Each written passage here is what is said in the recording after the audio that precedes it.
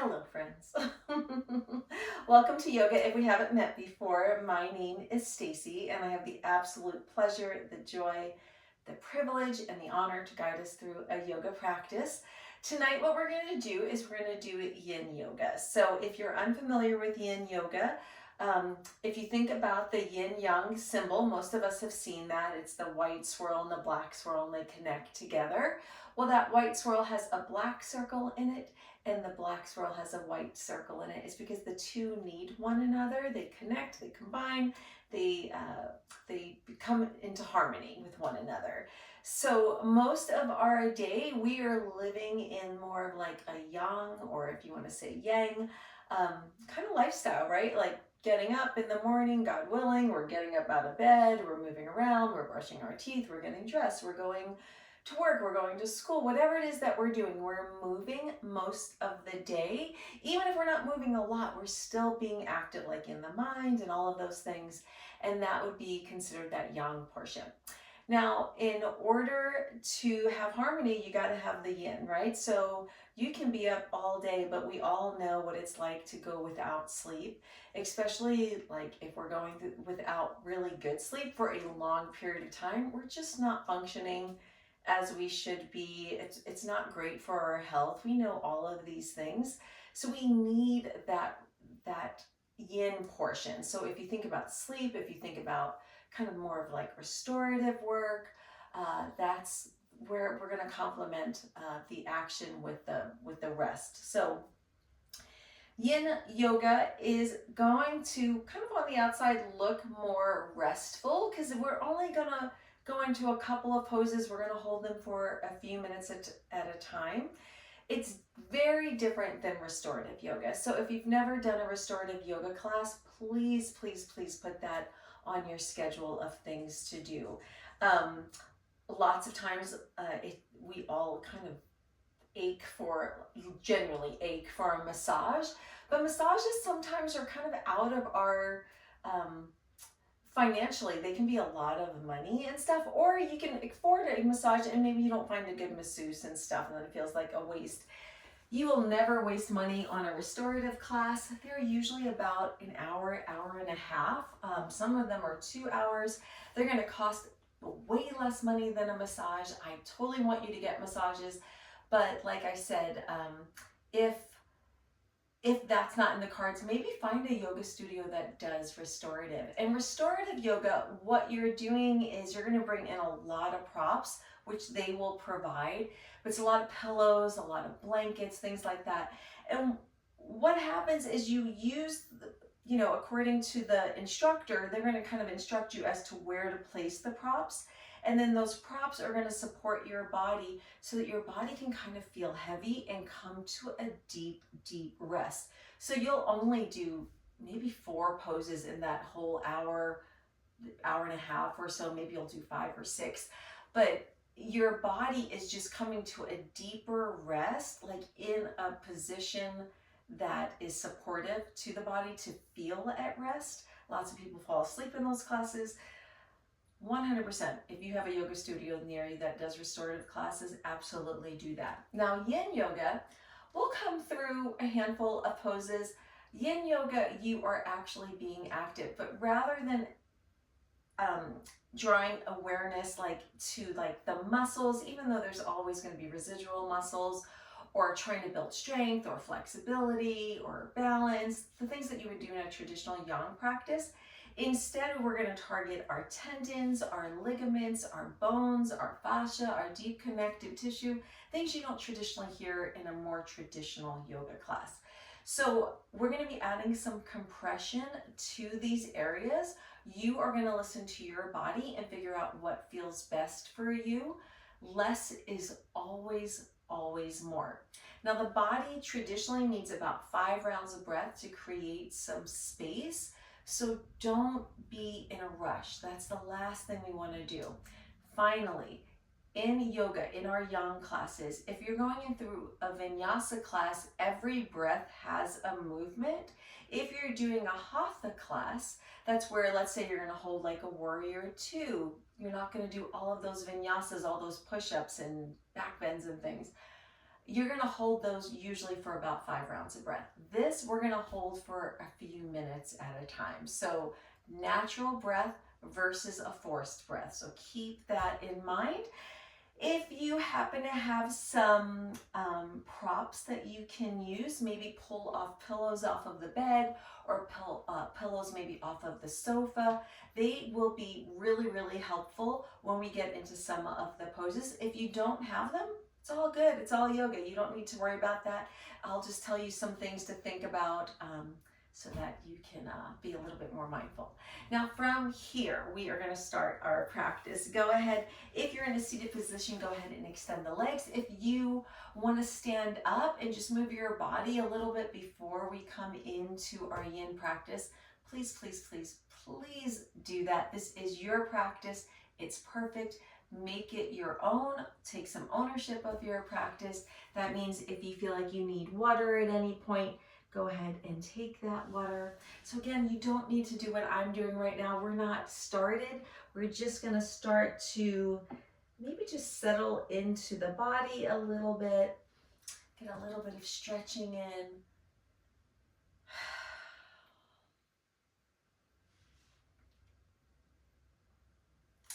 And then when you're ready, find some stillness. We're going to actually start our posture in a child's pose. Now, child's pose, if you do a lot of yoga, child's pose feels like it's a resting pose. If you don't do a lot of yoga, or if you feel, men in particular, child's pose can be like torture. So you're going to do what feels best to you. Now I have a block over here, so I'm going to show you what using some props would look like. So I have a block, but maybe you have a pillow here. To come into a child's pose, we're going to let the sides of the feet come together, and we're going to let the knees be as wide as comfortable. Now, traditionally, think about where the belly or the abdomen is going to land. Essentially, the knees should be wide enough so that the belly can be between the thighs, because that's going to feel like kind of less compression on your belly. You're going to have a more natural breath.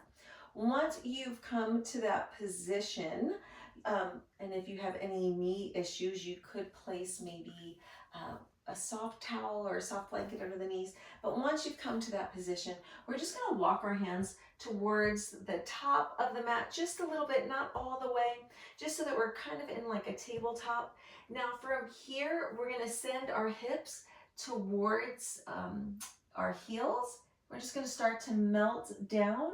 And then ideally, we're going to bring the head down. Now, like I said, that might not be accessible. If you have that pillow or if you have a prop, you can take the pillow maybe underneath the chest. That might feel better. The hips might feel a little bit better raised. You might not have the flexibility to bring the hips all the way down. So feel free to do that. And then finally, if the arms are long, the shoulders are going to have some compression here. If that doesn't feel good to you, I want you to bend your elbows, take the elbows to the sides of the mat, bring palms down, and then just start to release into this posture. And then all I want you to do is start to come to your breath. Maybe let all that stagnant air out of the body, and then just return to your natural breath.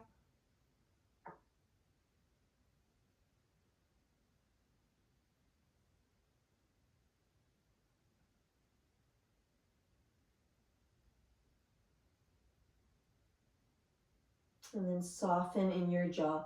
It may feel better to your practice to turn your head maybe towards the right. You don't need to do that. If that's too much on your neck, I don't want you to do it. Remember, this is your practice. Take ownership. Do what feels best for your body in this moment on this day.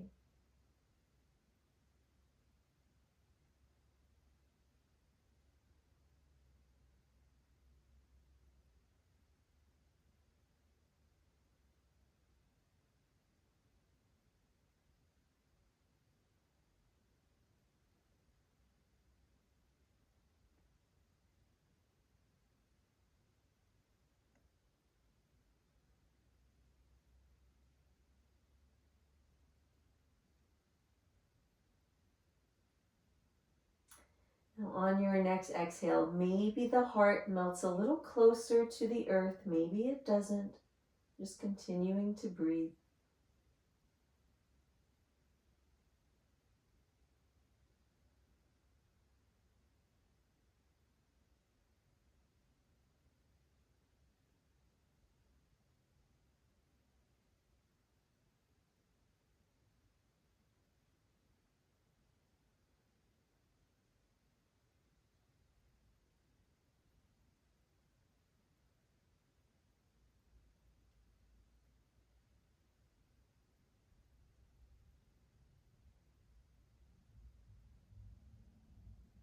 Let your shoulders melt a little bit more.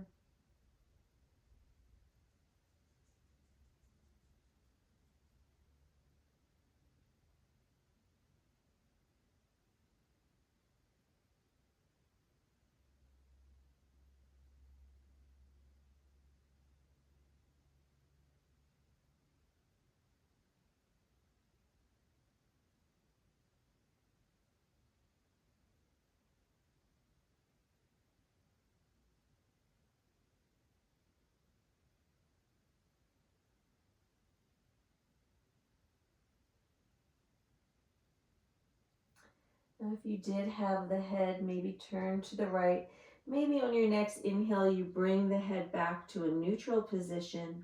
And then on your next natural exhale, we turn the head to the left. Again, that's just a suggestion. You don't have to do that. From here, you can keep those elbows bent. Maybe the elbows move up the mat a little bit. Maybe you stretch out your arms. Maybe palms are on the earth.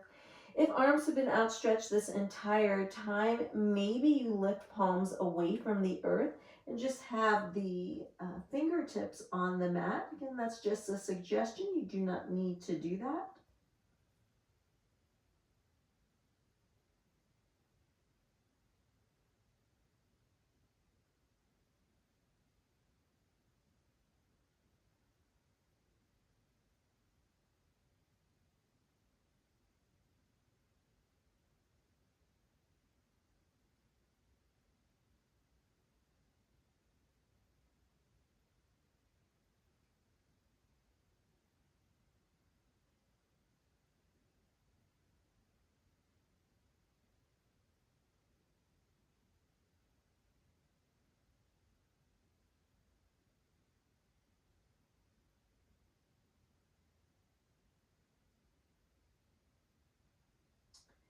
And then if you'd like, I'd like you to just imagine that on your next exhale, someone is placing a weighted blanket over your hips, allowing you to melt just a little bit further.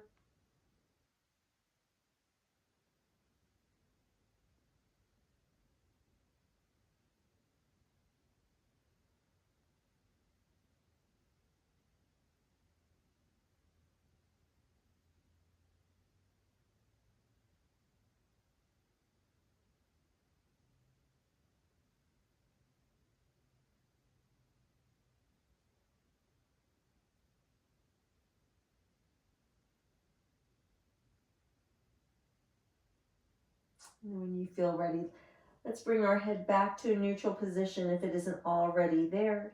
And then we're going to gently bring our hips up, bring our shoulders up. From here, I want you to take your forearms down to the earth.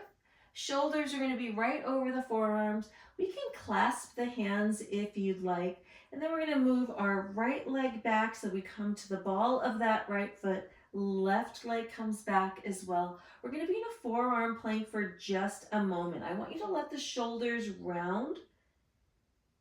And I just want you to feel the energy of the front of the body.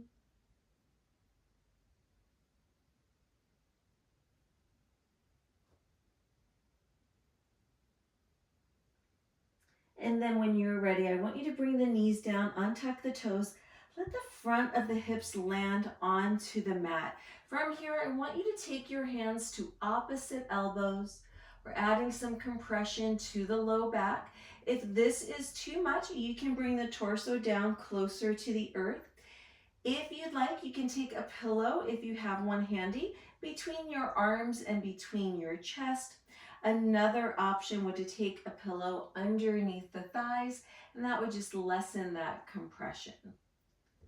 You're going to return to your natural breath.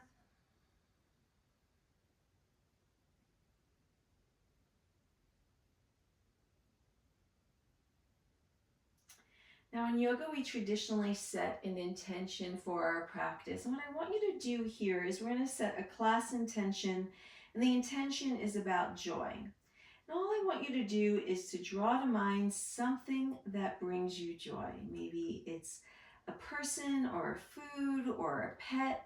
Whatever it is, I just want you to draw it to mind, and I want you to visualize it in a clear, concise manner. So if you're picturing a person, I want it to be so clear that you can see their eyelashes. If it is a pet, I want you to see it so clear that you see the irises in their eyes. If it's a food, I want it to be so clear that you can visualize that first bite, that perfect bite, and the person who's serving it to you.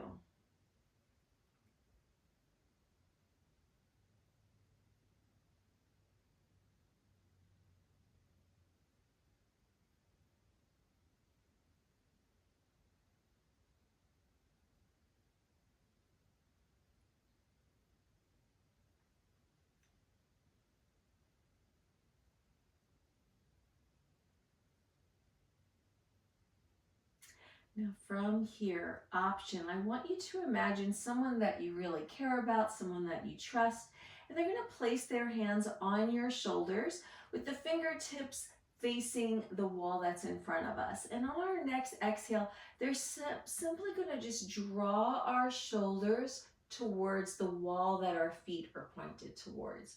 So it's just going to add a little bit more compression. And then you're going to back out of that just slightly, maybe about 15%, and you're going to come back to your natural breath.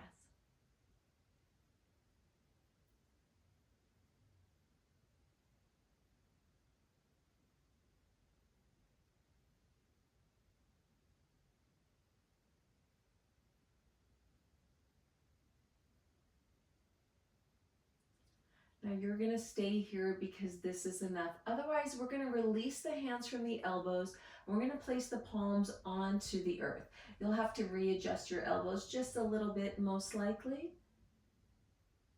And again, thinking about that person, just gently bringing those shoulders back just slightly, and then back out of that however much you need to. And remember, less is more in this practice.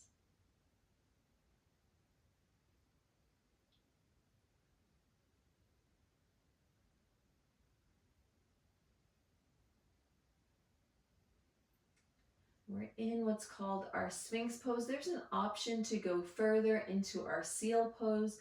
You 100% do not need to do that, but if you feel like, oh my gosh, this feels awesome on my low back, then I'm going to invite you to maybe bring the toes towards the corners of the mat, and then from here we would lift our elbows off of the mat, and then all we're doing is breathing.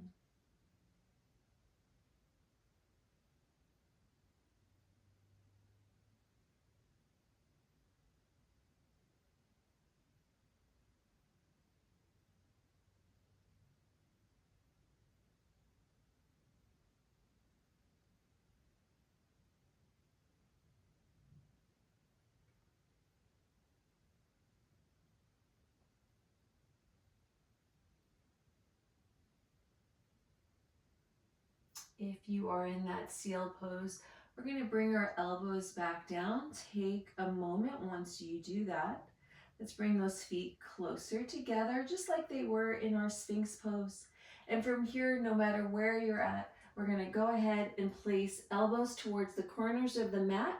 Palms are going to be on top of one another. We're going to bring the forehead to the top of the hand. We're going to bend the knees. And then from here, just gently windshield wiper your legs back and forth, just releasing that low back.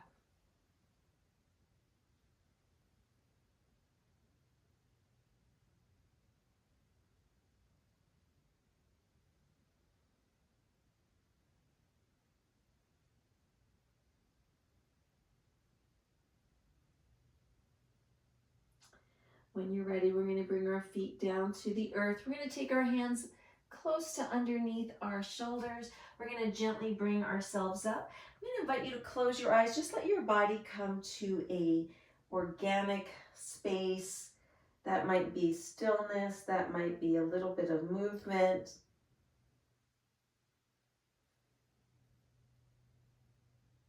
And when you feel ready, take your time to arrive. We're going to bring ourselves into tabletop.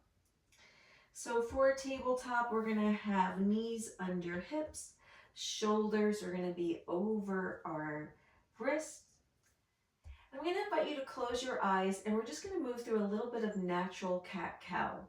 Exhale is traditionally the cat pose. That's where we kind of tuck the tailbone forward, shoulders round. That's where we get that silhouette of that scared cat. And then on the inhale, when you're ready, we're going to lift the tailbone. Shoulder blades come together. Maybe we lift the chin, maybe we don't. That's your cow pose. It doesn't matter really which one's inhale, which one's exhale. But what does matter is that we don't rush through the breath, that we complete the breath and maybe pause at the top and the bottom of the breath before moving into the next opposite posture.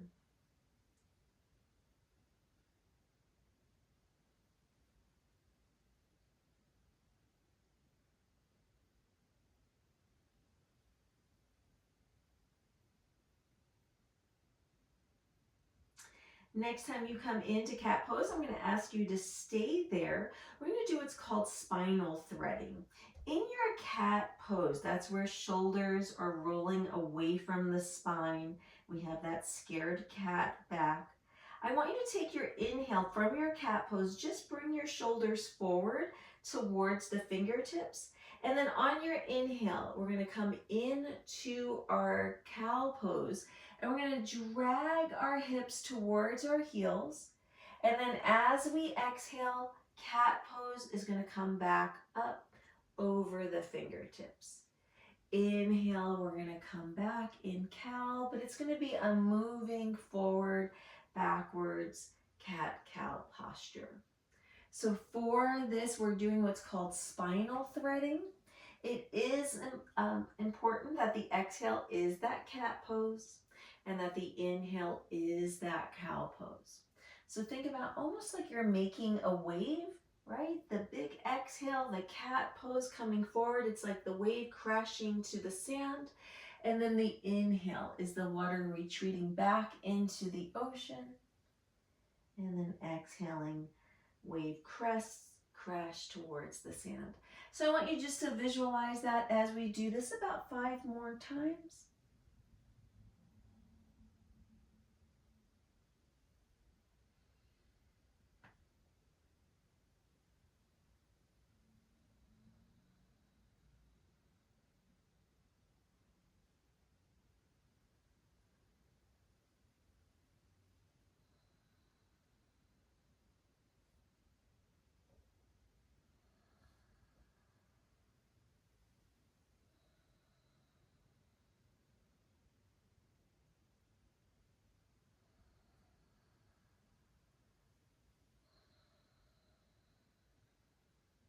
We'll do this just one more time.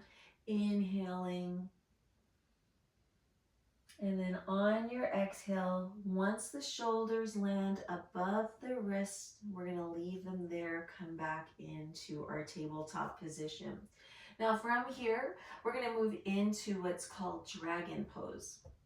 Dragon pose is going to be quite a bit on those hip joints. So we're going to start with our right foot, and we're going to step that right foot to the outside of that right hand. Now, if you have that pillow or something, maybe you can bring it underneath the hands to bring the body up a little bit. That might be more comfortable. Or if you have a block, you can bring your hands to the block. Now, depending on your flexibility and what feels best for your body, if this is enough, stay here. But if you feel like, oh, I could actually go into a deeper stretch here, then maybe lift that back knee and then just replace that knee back down. Untuck the toes. Now from here, we are obviously into this right hip joint. If this is too much on your palms, you can come to more of a fist type position. And what I want you to do is to keep your neck in line with your spine. So there's always a tendency to want to drop the chin towards the chest, but all that's going to do is add extra pressure to the neck. Remember Jerry Maguire and that little kid's like, the human head weighs however many pounds. It's true, it weighs a lot, so we don't want to strain the neck. Instead, try to keep the neck in line with the spine. And then what I want you to do is just start to let this right knee wing out to the side just a little bit. You're going to come to a space of sensation, and then you're going to mindfully back out of that 10, 15, 20%, whatever feels best to you. And you're going to return back to your natural breath.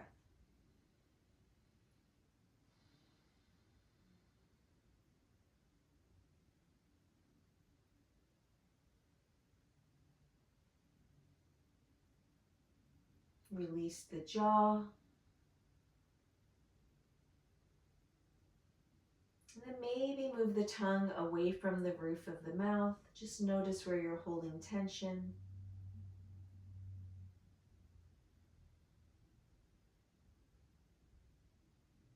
Now, if this is enough, I want you to stay right here and I don't want you to go any further. If you feel like I've created a little bit of space and I would like to go deeper into this posture, you can bring either just the left forearm down, that might be enough, or depending on your flexibility, maybe you bring the right forearm down. Also, again, that's not necessary. It's only what feels best for your body, but the same thing here. We want to try not to strain the neck.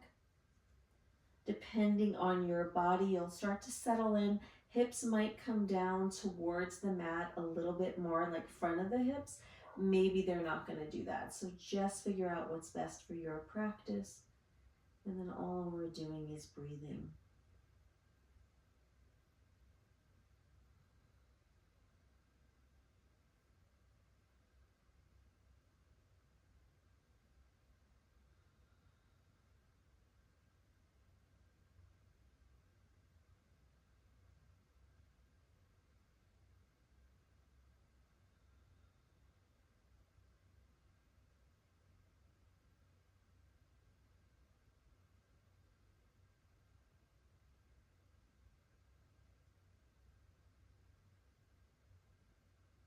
We're here for about 3 more rounds of breath.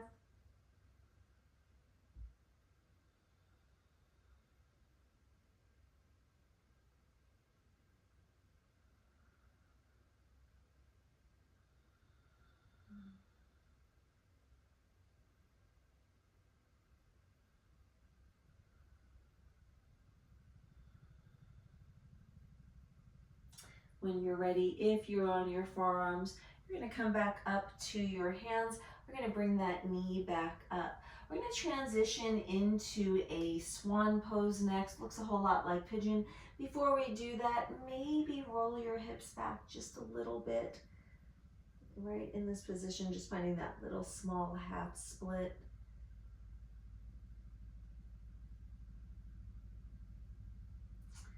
Now, 2 ways of getting into swan pose. So again, if you're familiar with yoga, swan pose looks a whole lot like pigeon pose.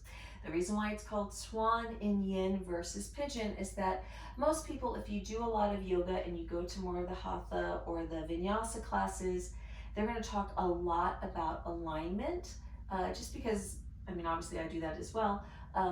It's because we're trying to avoid any injury, and it's kind of a way of stacking your body so you can get deeper into the muscle. Well, the reason why we don't want to do that in yin is because that's not what we're trying to do, right? We're trying to connect more with the deep connective tissue, the fascia, again, the bones, the joints, the ligaments, things like that. So a lot of the poses just have a different name so that you're not thinking mindfully of, oh, I have to stack and align and all those things. So depending on your practice, you might want to go into a 3-legged dog or a down dog and then make your way using the right foot for our pigeon slash swan pose. Or if you were in this position for our our dragon pose, you're just going to you're going to bring that right foot over so that the shin can come down. And then from here, maybe we readjust that back leg to whatever feels best for your body. Now, when you arrive, you're going to stay in your upright position for a moment. Take your time to get there. If you want less sensation, you're going to bring that right foot closer to that left thigh. So if you adjust that, you're going to feel less sensation in the right hip, the right hip. So again, even though we're targeting the right hip just like we would in a traditional hatha, you're going to feel that residual, but really what we're doing is targeting the front of the hip joint. You're going to stay in that upright position. And then from your upright position on your next exhale, I want you to imagine that the abdomen or the belly button is just moving in the direction of that right calf. That'll probably bring a little bit more sensation into that right hip joint. And again, same as always, back out maybe 10%, 15%. And then again, all we're doing is breathing.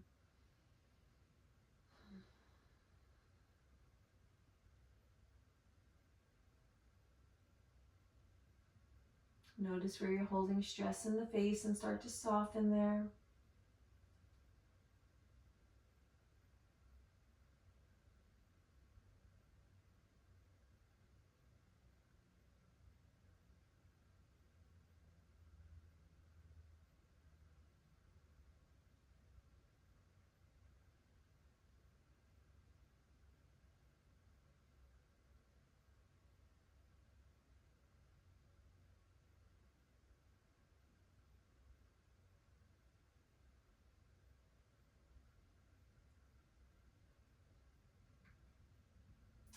And then option. You can bring those forearms down however you'd like. Maybe they're in that kind of forearm plank forearms. Maybe we're gonna come more into that windshield wiping of the legs where we stack the hands on top of one another and the forehead came down to the top of that right hand.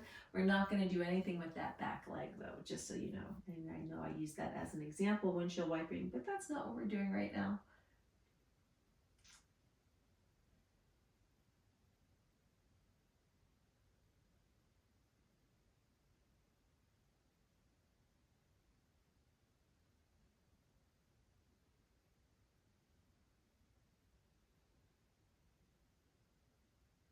And then on your next exhale, I just want you to allow the front of the body just to melt a little closer to the earth.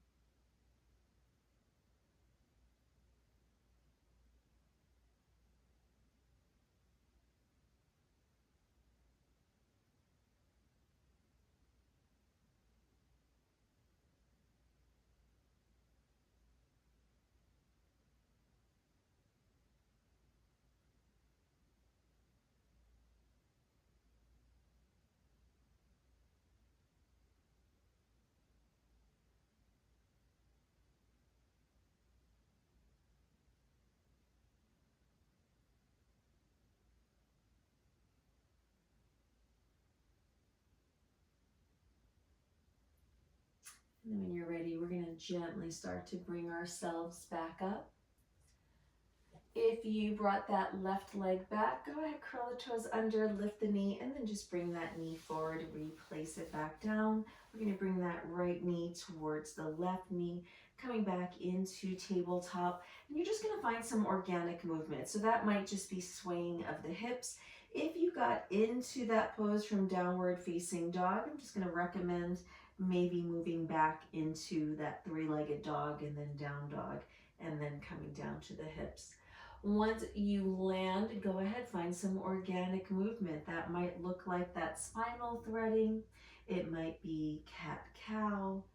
It might be continuing to sway. It might be child's pose, whatever feels best here.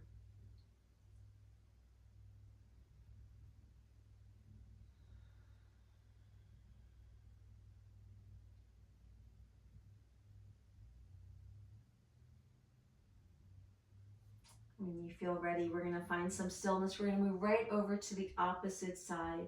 So this time we're going to take the left foot to the outside of that left hand. Again, maybe bringing in some props.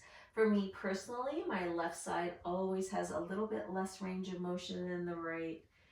From here, if you want to lift that back knee, move that leg back just a smidge and bring the knee back down. Feel free to do so, not necessary. But again, trying to be mindful of the neck, trying to keep the chin in a more neutral position. And give yourself time here, right? Just like the first side. It's not going to want, the body doesn't naturally just want to land here. So just take some time. When you're ready, maybe that left knee starts to move to the side of the mat. Maybe we're on knuckles, maybe we're on our palms. Maybe we have our hands on a block or on a pillow. I'm just going to give ourselves some time and some gentleness just to land in the posture.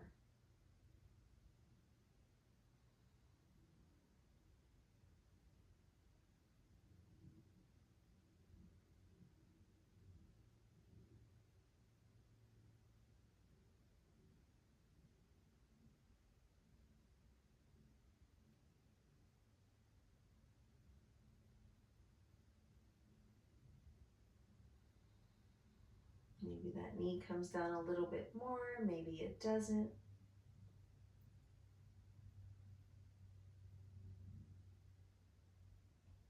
And then at any point, if you want to come down to forearms, maybe it's just the right forearm, maybe the left as well. Feel free to do so, but again, not necessary. Even if you did it on the first side, this side does not have to match. You may have more range of motion, less range of motion. Just be kind to yourself.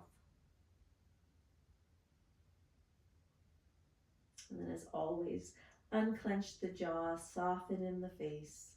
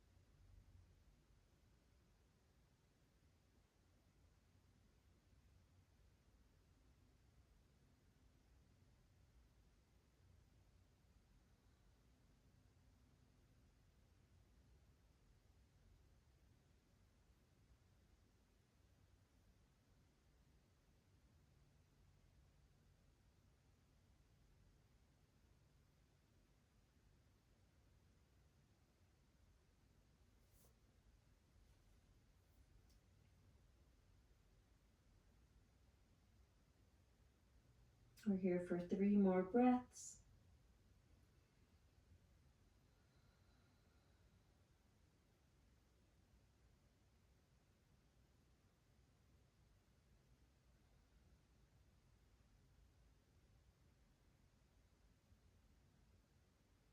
And then when you feel ready, we're going to make our way back up to our hands. If that's how we got there, you're going to make that decision to maybe come into down dog or 3-legged dog.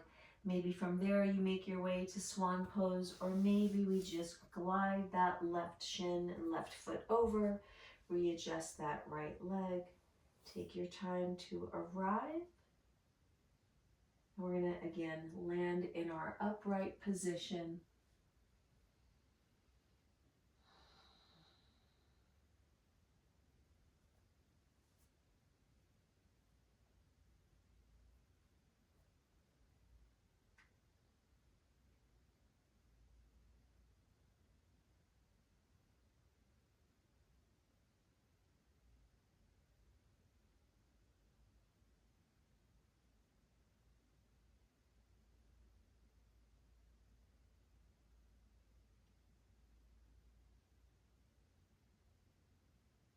Again, soften where you can soften.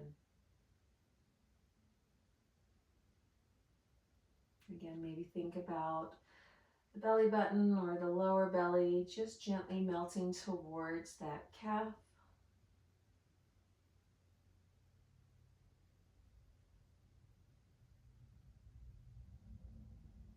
And then same option of maybe coming down to forearms. Again, not necessary.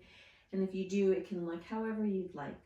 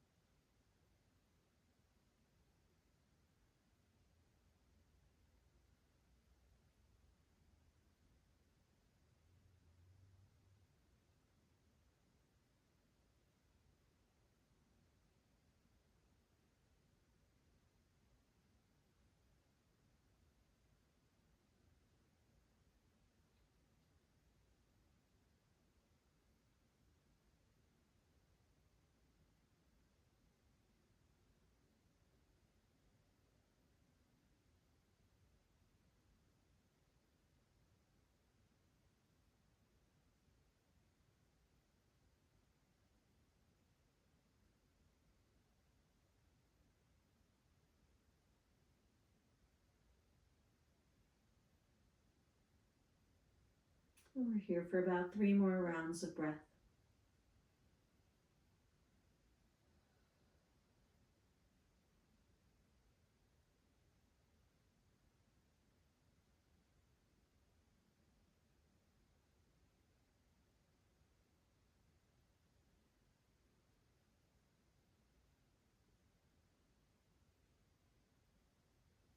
And then when you feel ready, we're going to make our way back up to our hands, and we're going to make our way out of this posture, same way we got in. Again, maybe moving into down dog, and then making your way back into tabletop. And then again, same thing here, maybe swaying of the hips or starting by swaying the hips.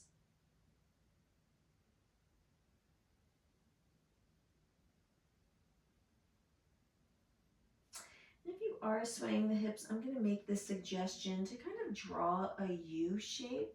So taking the hips over towards one elbow and then making a semicircle, bringing the hips over to the other elbow.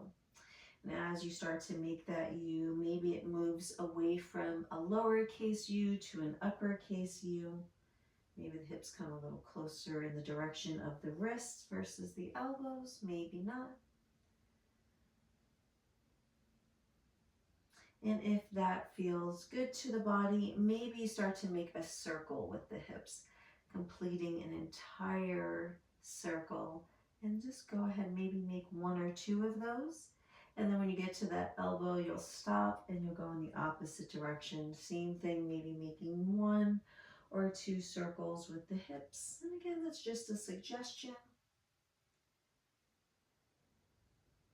And then when you're ready, we're going to find some stillness. From here, we're going to bring our elbows back down to the earth. We're going to extend our right leg. We're going to extend our left leg, coming back to that forearm plank for a moment, just long enough to bring the knees down, untuck the toes. And then from here, let's bring the head to the top of the hands, and we're just going to lay here for a moment.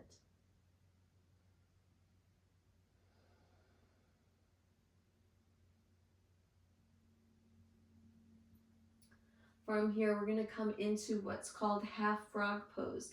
We're going to take our right knee, bring it up towards our right hip, and then we're going to flex that right foot. From here, forehead can stay right on top of the hands, or if it feels better to you, you can bring your left temple to the top of the hands so that the face is pointed in the same direction where that knee is bent.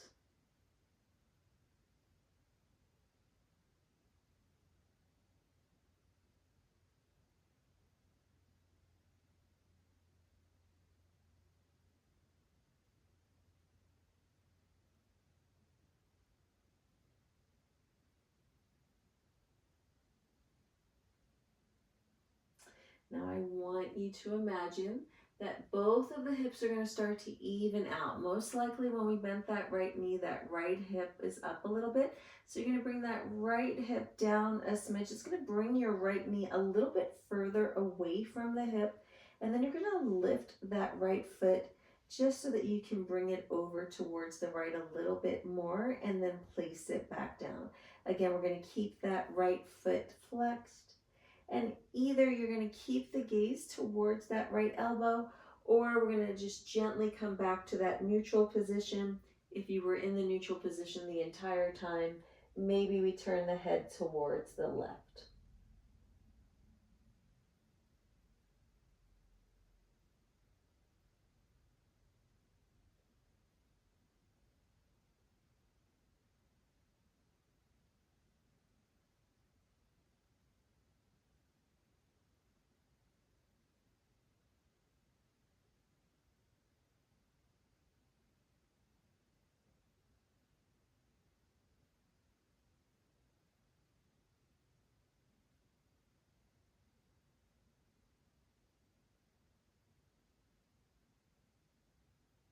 Make our way right back to neutral.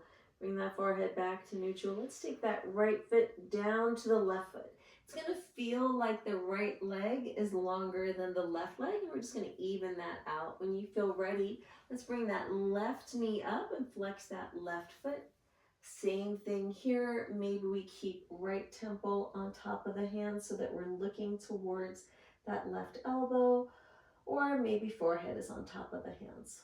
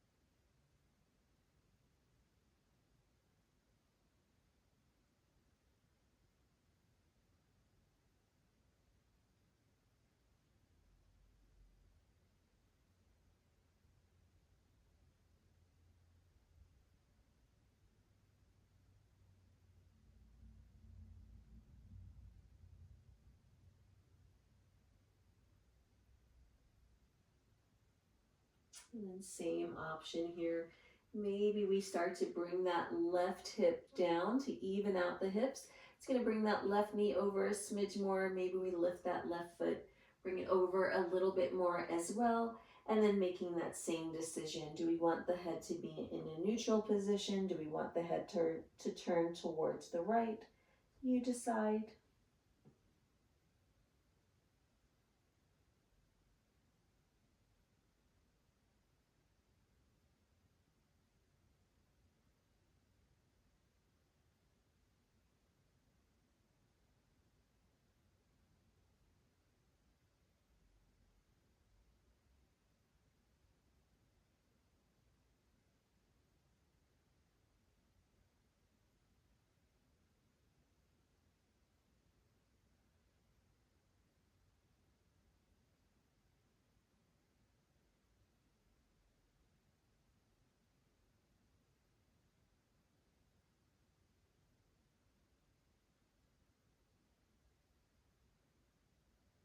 And we're here for about 4 or 5 more breaths.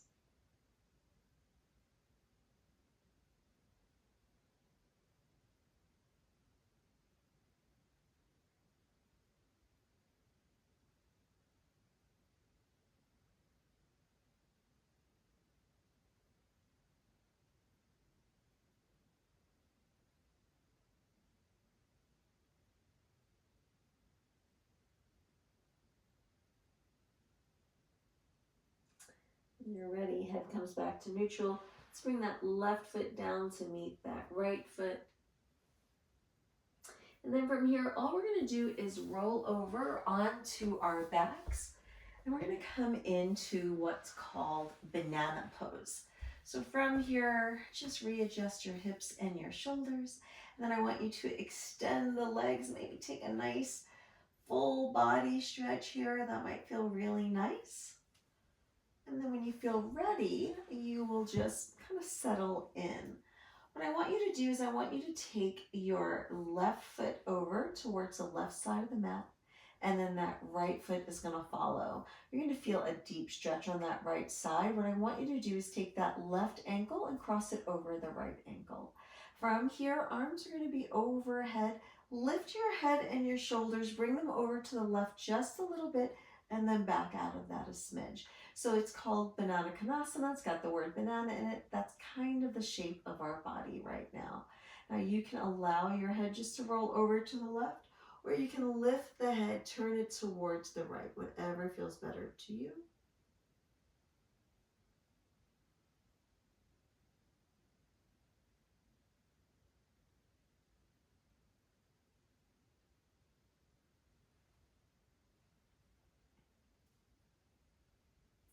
The body doesn't need much time to create some space from here. Let's reverse the ankles.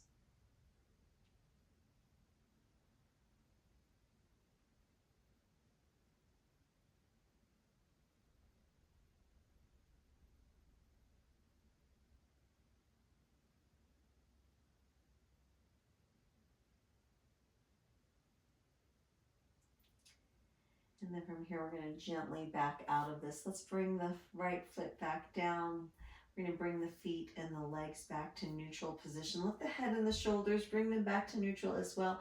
Same thing here. Maybe point the toes. Maybe take a full body stretch. And then when you're ready, settling back down. Right leg comes over to the right side. Left leg follows. We're going to cross the right ankle over the left. Lift the head and the shoulders.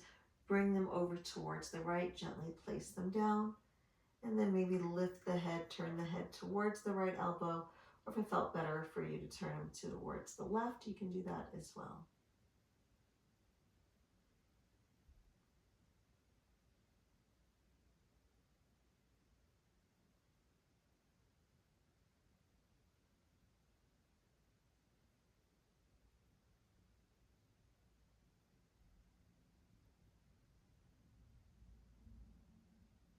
From here, maybe we reverse the ankles.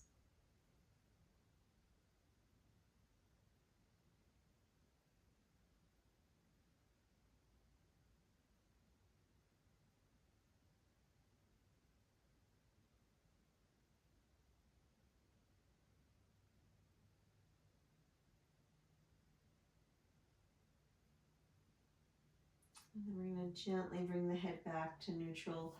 Bring the feet back to center, uncrossing the ankles, lift the head and the shoulders. Same thing before, just whatever organic movement the body is calling for. And then when you feel ready, we're just going to bend the knees.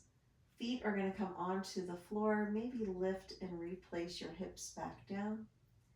And then from here, we're going to come into a happy baby. I want you to bring your feet away from the earth. Let the knees come towards the sides of the mat. Based on your body, you're either going to wrap the arms around the outside of the legs and place hands on the shins, or if it's in your practice, maybe hands come towards the sides of the feet, and you start to rock back and forth. Now, if you're in a more traditional happy baby, I want you to be mindful that the top part of the body should feel really soft and really relaxed. We're not trying to strain the arms here. We're not trying to strain the neck. That might bring the heels down closer to the groin, and that's totally fine. That is happy baby as well. It's all happy baby. It's all yoga. It's all good.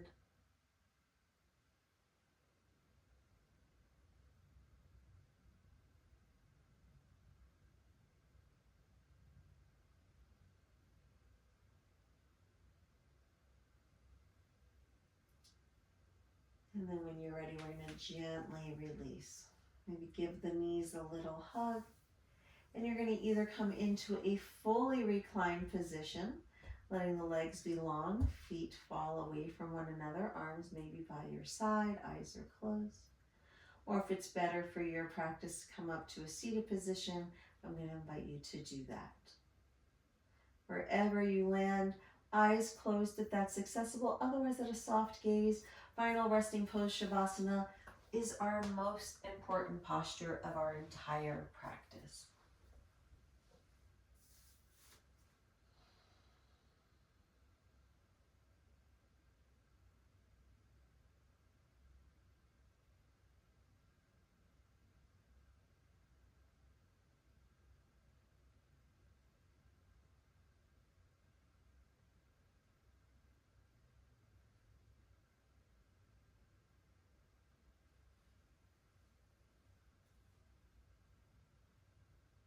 And drawing to mind the intention that you set for your practice today, focusing on joy.